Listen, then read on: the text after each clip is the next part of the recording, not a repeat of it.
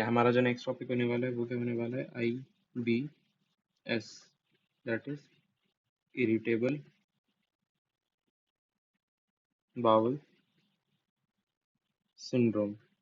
First चीज जो हमें इसको लेके याद रखनी है वो ये है कि it is a functional disorder.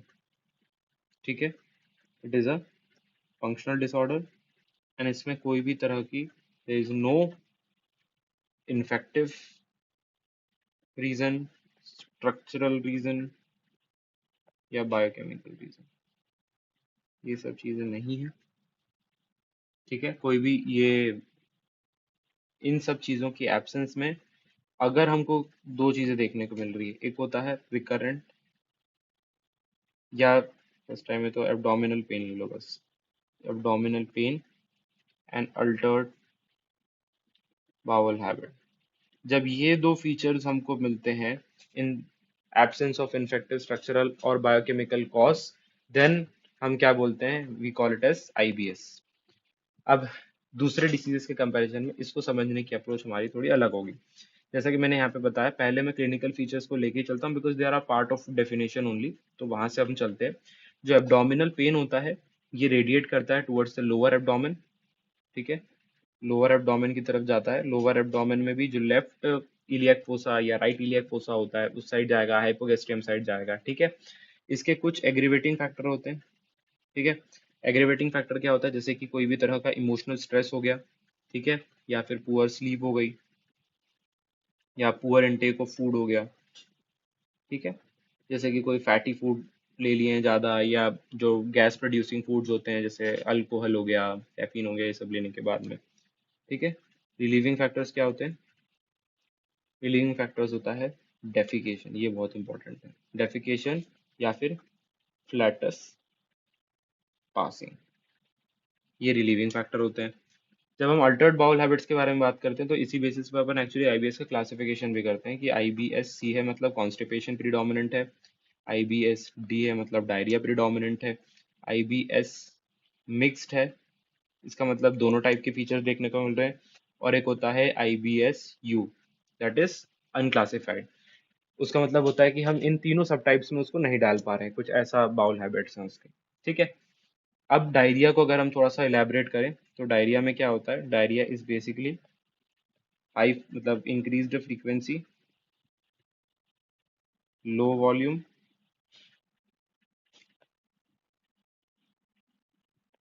Painless and rare or never at night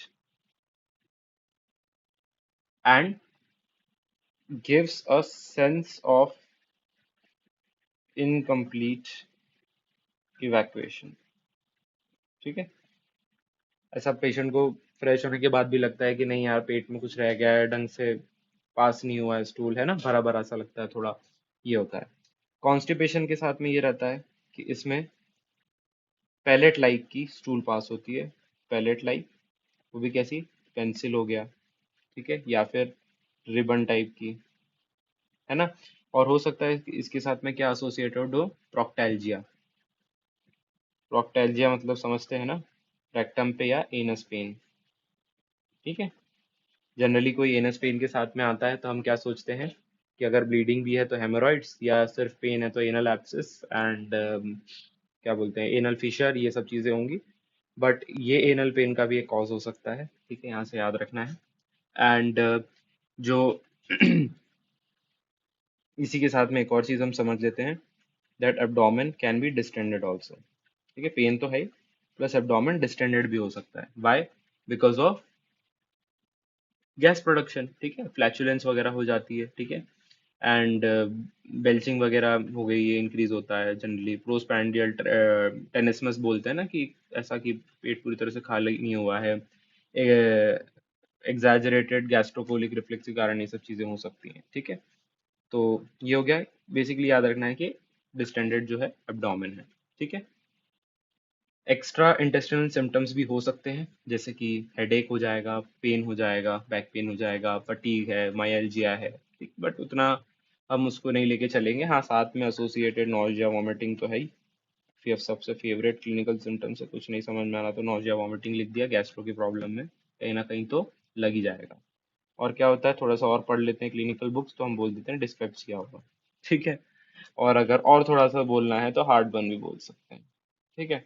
heart burn इसलिए बिकॉज कभी कभार क्या होता है, हम थोड़ा सोच लेते हैं कि ये आरडी वगैरह वाले साइड है, हो सकता है कभी कभी कंफ्यूजन हो जाए, तो उसके लिए हार्ट बर्न भी एक कंफ्यूजिंग फीचर की तरह प्रेजेंट हो सकता है।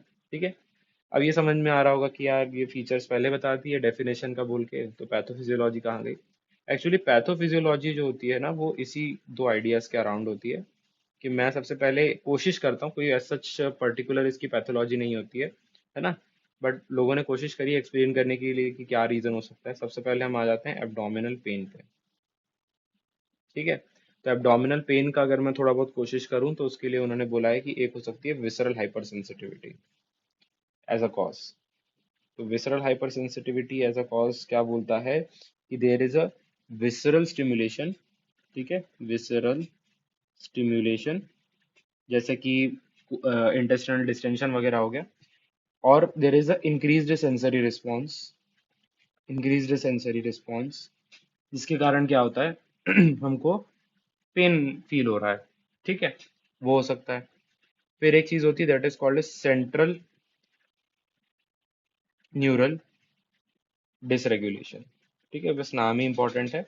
उसमें बस इन्होंने ये ऑब्जर्व किया गया कि जो मतलब जो अपने इमोशनल डिसऑर्डर्स वगैरह है एंड स्ट्रेस है, ठीक है, ये सब चीजें क्या होती हैं, ये सिम्टम्स को एग्जैसरबेट करती हैं। ठीक है। आईबीएस में सबसे पहली चीज।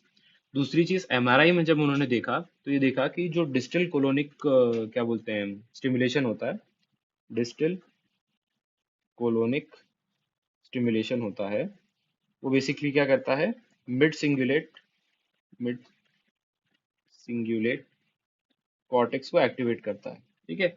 अब कहीं ना कहीं ये क्या करवा सकता है, इसका ग्रेटर एक्टिवेशन क्या करा सकता है, इंक्रीज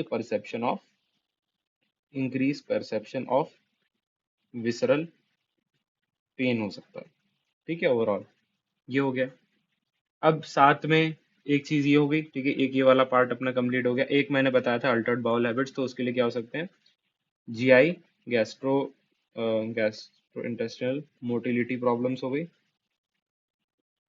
मोटिलिटी, बहुत ही गंदी राइटिंग आ रही है, मोटिलिटी प्रॉब्लम्स हो गई। एंड उसके बाद में क्या हो सकता है, अल्टर्ड साइकोलॉजिकल फीचर्स भी हो सकते हैं। ठीक है। हो सकता है कि अपना सेरोटोनिन पाथवेज जो है, एक्चुअली सेरोटोनिन पाथवेज जो रहते हैं, उनका जीआई मोटिलिटी में कहीं ना कहीं यूज होता है, तो सेरोटोनिन पाथवेज जो है वो एबनॉर्मल हो गए हैं, है ना। तो एबनॉर्मल सेरे लिखना भूल जाता हूँ, serotonin pathway, abnormal serotonin pathway हो गए हैं। बाकी फिर और भी चीजें होती है, जैसे पोस्ट इन्फेक्शियस हो गया, बैक्टीरियल ओवरग्रोथ हो गई, मतलब इंटेस्टाइनल फ्लोरा जो है वो थोड़ा सा गड़बड़ हो गया, है ना। ये सब चीजें, this is all about pathophysiology. ऐसा सच लग रहा होगा कि यार ये क्या है पैथोफिजियोलॉजी, बट ऐसा ही है यार, ज्यादा पता नहीं है इसके बारे में। ठीक है, किसी को नहीं पता है। इन्वेस्टिगेशंस पे आते हैं। इन्वेस्टिगेशंस में यही रहता है कि कोई भी ऑर्गेनिक कॉज तो नहीं है बड़ा, उसको हमको हटाना होता है, जैसे कैंसर वगैरह, तो उसके लिए हम क्या करते हैं, सिग्मोइडोस्कोपी करेंगे, कोलोनोस्कोपी करेंगे। ठीक है। फुल ब्लड काउंट वगैरह भी हम लेते हैं। ठीक, कुछ और चीज़ देखने के लिए, सिस्टमिक प्रॉब्लम तो नहीं है, फुल ब्लड काउंट होता है। स्टूल एग्जामिनेशन करते हैं। क्यों करेंगे भाई स्टूल एग्जामिनेशन, बट ऑब्वियस है कि पैरासाइट्स वगैरह तो नहीं है, उन सब चीज़ों को देखने के लिए। फिर बेरियम एनीमा अपन देखते हैं। तो बेरियम एनीमा जो होता है, वो जनरली हमको मतलब नॉर्मली दिखता है, बट हो सकता है कि सिग्मॉइड में हम स्पास्टिसिटी देख लें। ठीक है। ऑस्ट्रल मार्किंग्स जो हो, वो क्या रहें, थोड़ी सी ज़्यादा एग्जैजरेटेड रहें, प्रोमिनेंट रहें, या फिर ट्यूब्यूलर अपीयरेंस हो डिसेंडिंग कोलोन का। ठीक है। ये कारण हो सकते हैं। ये इन्वेस्टिगेशंस हो गई। अब डायग्नोसिस पे आ जाते हैं। डायग्नोसिस में there is Rome four criteria. Rome four criteria बोलता है, उसके कीवर्ड्स बताता हूँ। रोम फोर क्राइटेरिया बोलता है कि आपको हो रहा है रिकरेंट एब्डोमिनल पेन। ठीक है। 1 day per week since last 3 months. And onset of symptom and diagnosis point जो है हमारा, उसके बीच में एटलीस्ट 6 मंथ्स का गैप जो है वो हो चुका है। और इस चीज के साथ में 2 of 3 जो मैं बताऊंगा उसमें से प्रेजेंट है। It is related to defecation, ठीक है, it is related to defecation, it is related to altered frequency, और या फिर जो फॉर्म होता है उसका ना, वो जैसे कि शेप वगैरह जो एक्सपीरियंस होती है बेसिकली वो, तो इसके साथ में एसोसिएटेड होता है, तब उसको डायग्नोसिस करते हैं। कुछ ऐसे सिम्टम्स होते हैं जो इन सपोर्ट बोल सकते होते हैं। इन सपोर्ट में क्या होता है, वही फ्रीक्वेंसी वगैरह हो गया, है ना। एक होता है डेफिकेशन के टाइम पे स्ट्रेनिंग हो गया, डिस्टेंडेड पेट हो गया, ठीक है, म्यूकस बहुत ज़्यादा सिक्रीट हो रहा है वो हो गया, फिर इनकम्प्लीट सी फीलिंग हो रही है, इनकम्प्लीट एम्प्टीइंग वाली फीलिंग हो रही है, टेनेसनेस टाइप हो रहा है, ठीक है। तो ये सब सपोर्टिंग हो रहते हैं। कुछ रेड फ्लैग साइंस भी होते हैं। रेड फ्लैग साइंस क्या होते हैं, जैसे कि वेट लॉस बहुत ज़्यादा हो रहा है, नॉक्टर्नल सिम्टम्स देखने को मिल रहे हैं, जनरली मैंने बताया था नहीं होते हैं, फीवर हो रहा है, ठीक है, फैमिली हिस्ट्री प्रेजेंट हो, कोलोन कार्सिनोमा और आईबीडी और इन सब चीज़ों की, सीलिएक की फैमिली हिस्ट्री एक रेड फ्लैग साइन होते हैं, ठीक है। ये हो गया। अब अपन आ जाते हैं ट्रीटमेंट में। ट्रीटमेंट में फर्स्ट चीज़ जो होती है वो होती है डाइट काउंसलिंग। डाइट काउंसलिंग में सबसे पहले अपने को बोलना होता है कि जो भी स्टिमुलेंट फूड होता है, कभी कभार ऐसे इंटॉलरेंस हो जाती है, कोई पर्टिकुलर फूड को लेके नहीं होती है, नॉन स्पेसिफिक इंटॉलरेंस हो जाती है, उससे डील करना, ठीक है। फिर फैटी फूड्स को कम करो। गैस प्रोड्यूस जो करते हैं, गैस प्रोड्यूसिंग क्या होते हैं, कैफीन, अल्कोहल, इन सबको कम करो। ओवरऑल एक लो फॉड मैप डाइट रखनी होती है। इसको बोलते हैं फर्मेंटेबल ऑलिगोसैकेराइड्स, डाइसैकेराइड्स, मोनोसैकेराइड्स, पॉलीऑल्स, ठीक है, ऐसा होता है। इसको बोल ये होता है लो फॉडमैप डाइट, ठीक है। लो फॉडमैप डाइट का अगर मैं थोड़ा बहुत एग्जांपल बोले तो वो कैबेज नहीं खाना है ना, और ये सब चीज़ें जो होती हैं वो नहीं खाना। ये हो गया। फिर उसके बाद में आ जाते हैं थोड़ा सा स्पेसिफिक। ये कॉन्स्टिपेशन रिलेटेड होता है और एक डायरिया रिलेटेड। इन दोनों के मैनेजमेंट में कुछ कुछ चीज़ें डिफरेंट होती है, वो मैं बता देता हूँ। जैसे कि कॉन्स्टिपेशन में हम क्या देते हैं, बल्क फॉर्मिंग एजेंट्स देते हैं। मतलब कि बल्क फॉर्मिंग मतलब हम क्या देंगे, इंक्रीज्ड फाइबर्स कर देंगे। अगर वो काम नहीं हुआ तो हम क्या दे देते हैं, बल्क लेक्सेटिव्स दे देते हैं, या फिर हम क्या देते हैं, ऑस्मोटिक लेक्सेटिव्स दे देते हैं, लैक्टुलोज वगैरह, है ना। डायरिया में ये सब चीज़ें नहीं देते हैं। डायरिया में हम एंटी डायरियल ड्रग्स देते हैं। एंटी डायरियल में क्या आता है, हाँ सबका फेवरेट लोपेरामाइड एंड कोलिस्टायरामीन रेजिन वगैरह, ये सब चीज़ें भी होती हैं। तो लोपेरामाइड यहाँ हो गया। दूसरी चीज़ होती है कि यहाँ पे हमको क्या देने की ज़रूरत है, स्टूल क्रॉस नहीं हो रहे तो प्रोकाइनेटिक देने की ज़रूरत है। प्रोकाइनेटिक मतलब अपन यहाँ क्या दे रहे हैं, 5-HT4 एगनिस्ट दे रहे हैं। इसका काम क्या होता है, पेरिस्टालसिस को इंक्रीज करता है। और यहाँ हम क्या देने की कोशिश कर रहे हैं, 5-HT3 एंटागनिस्ट, ठीक है। उससे ओवरऑल हम क्या चाहते हैं कि रेक्टल कंप्लायंस इंक्रीज हो वाया रेक्टल रिलैक्सेशन, ठीक है। जो कोलोनिक कोलोनिक ट्रांजिट है वो डिक्रीज हो, थोड़ा बहुत पेन डिक्रीज हो, ये सब चीज़ें रहती हैं, ठीक है। पेन की बात कर ही ली है तो हम आ जाते हैं, दोनों जगह जो देते हैं वो होते हैं एंटी स्पाज्मोटिक्स, ठीक है, क्योंकि पेन तो हो ही रहा है। एंटी स्पाज्मोटिक्स देते हैं, जैसे कि मेवेरेबीन जो होता है, मेवेरेबीन वगैरह 135 mg in day, thrice in day. ये हो गया। फिर उसके बाद में एंटीबायोटिक देते हैं। एंटीबायोटिक में सबका फेवरेट यहाँ पे क्या होता है, रेफैक्सिमिन, कितना, 400 mg BID, ठीक है। ये कैसा एंटीबायोटिक होता है? नॉन एब्जॉर्बेबल होता है। ठीक है, पेट के पेट में ही काम करता है। ये हो गया। अब यहाँ पे डायरिया वाले में हम थोड़ा सा एडिशनल यूज भी होता है कि यहाँ पे हम प्रोबायोटिक वगैरह भी यूज कर लेते हैं। ठीक है। और ये कॉन्स्टिपेशन वालों में फ्लैचुलेंस काफ़ी होता है। ठीक है, तो उनको बोला जाता है कि स्लोली ईट करो, है ना, च्युइंगम और कार्बोनेटेड वाटर वगैरह जो रहता है, ये सब चीज़ों को हटाओ, इन सब चीज़ों को मत लो।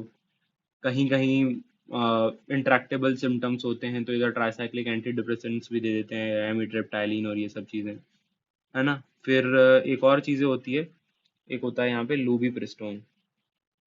अब ये लूबिप्रिस्टोन क्या होता है? लूबिप्रिस्टोन का बेसिकली होता है, ये क्लोराइड चैनल एक्टिवेटर होता है।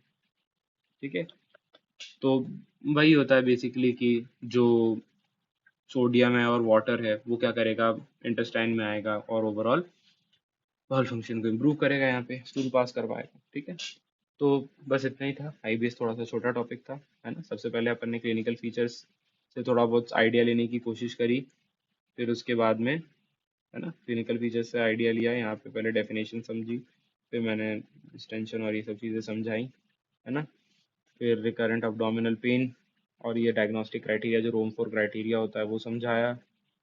फिर इन्वेस्टिगेशंस हमने समझी कि क्या क्या करवा सकते हैं, है ना। और ड्रग्स आ गए थोड़े बहुत कि कॉन्स्टिपेशन में, डायरिया में क्या देते हैं, है ना। लुबिप्रिस्टोन वगैरह पड़ा। बस दैट वाज इट।